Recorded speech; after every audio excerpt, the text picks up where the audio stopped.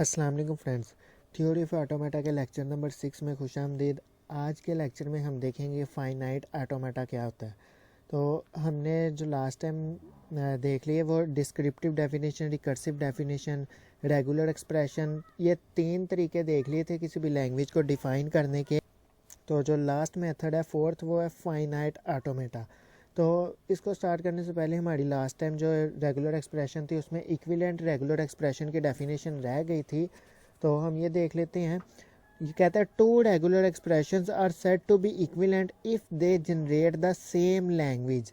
मतलब कि दो रेगुलर एक्सप्रेशन हम बनाएं और वो दोनों क्या करें, सेम ही लैंग्वेज जनरेट कर रही हो, तो हम उसको इक्विवेलेंट रेगुलर एक्सप्रेशन कहते हैं।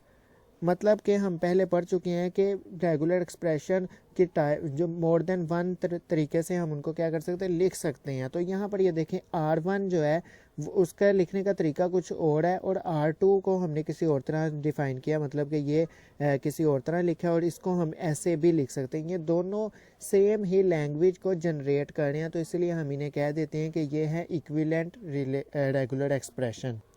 तो ये तो हो गया। अब नेक्स्ट रेगुलर एक्सप्रेशन हम देख चुके हैं लास्ट टाइम, नोट भी और इसके एग्जांपल्स भी कर चुके हैं। फाइनाइट रेगुलर एक्सप्रेशन भी देख चुके हैं। तो यहाँ पर हमारा जो आज का टॉपिक है वो फाइनाइट ऑटोमेटा है।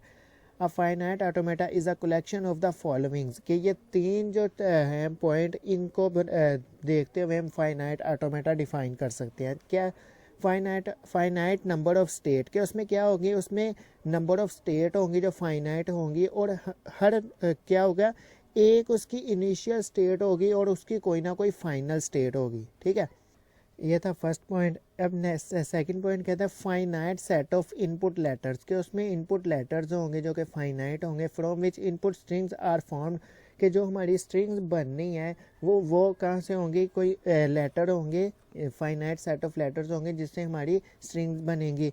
और थर्ड पॉइंट कहता है फाइनाइट सेट ऑफ ट्रांजिशंस, कि उसमें क्या होगी, कोई ना कोई ट्रांजिशंस भी होंगी।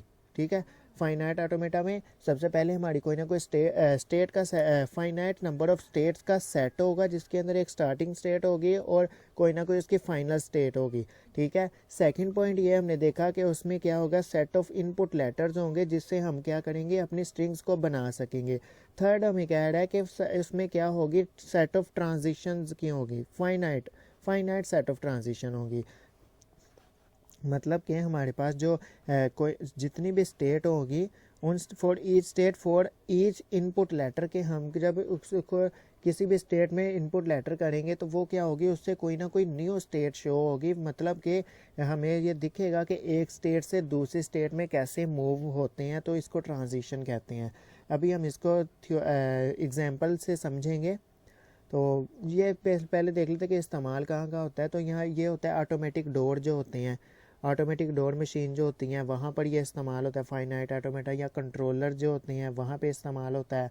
ऑटोमेटिक डोर स्विंग्स ओपन, मतलब जो ओपन और क्लोज डोर होते हैं ऑटोमेटिकली, जब कोई पर्सन उनके पास जाता है तो वो उनको सेंस कर लेते हैं और वो क्या होते हैं, वो ओपन हो जाते हैं और फिर बाद में क्लोज भी हो जाते हैं। तो वो वहाँ पे फाइनाइट ऑटोमेटा मतलब इस्तेमाल होता है। फॉर एग्जांपल यहाँ पे ये देखें, फ्रंट पैड होता है और रेयर पैड होता है। जब फ्रंट पैड पे आएंगे तो ये ओपन हो जाएगा, रेयर पैड पे जाएगा तो क्लोज हो जाएंगे। या वहाँ से भी हमने सेटिंग की होती है कि दूसरी तरफ से भी ओपन हो सकता है। जैसा कि यहाँ पे ये एग्जांपल से समझा रहे हैं, इसको हम ना डायग्राम से समझते हैं कि क्लोज्ड कब कब होगा, जब कुछ भी मतलब हमारा कोई भी कंडीशन अप्लाई नहीं होगी तो ये कोई भी क्लोज जो है वो क्लोज्ड ही रहेगा, ओपन नहीं होगा। जब फ्रंट पे जाएंगे तो ओपन क्लोज वाला सेशन ओपन हो जाएगा, रेयर पे जाएंगे तो क्लोज वाला ओपन हो जाएगा, और बोथ पे अगर रहेंगे तो फिर भी क्या होगा, ये ओपन हो जाएगा। तो ये स्टेट ट्रांजिशन बता रहा है कि मतलब हम जब ओपन वाले मतलब फ्रंट वाले पे कोई भी जाएगा तो वो क्या होगा, वो डोर क्या करेगा, सेंस कर लेगा कि कोई पर्सन आया, तो ये डोर क्या होगा, यहाँ तो इस तरफ स्लाइड करके ओपन हो जाएगा, यहाँ ऊपर की तरफ स्लाइड करके ओपन हो जाएगा। मतलब जैसे हमने इसको रखा होगा कि किस तरह से आपने ओपन या क्लोज होना है। अब हम यहाँ पे देखते हैं कि फाइनाइट ऑटोमेटा की डेफिनेशन क्या है। वो तो हमने पॉइंट देख ली कि इसमें होता क्या है। अब इसकी जो डेफिनेशन, ये बेस्ट डेफिनेशन है, जो ऊपर हमने पढ़ी वो इतनी नहीं है लेकिन वो समझने के लिए बेहतर है।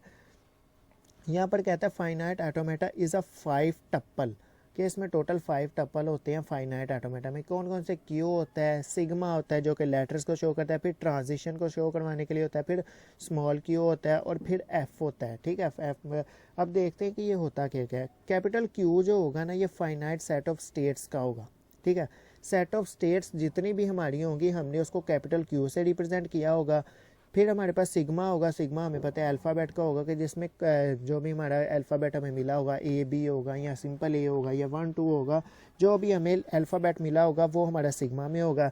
नेक्स्ट हमें ट्रांजिशन शो करवा रहा है कि अगर हमारा ये जो हमारा क्यू है, क्यू मतलब स्टेट्स, एक स्टेट को किसी भी अल्फ़ाबेट से मल्टीप्लाई करेंगे तो वो क्या होगा, वो न्यू स्टेट बन जाएगी।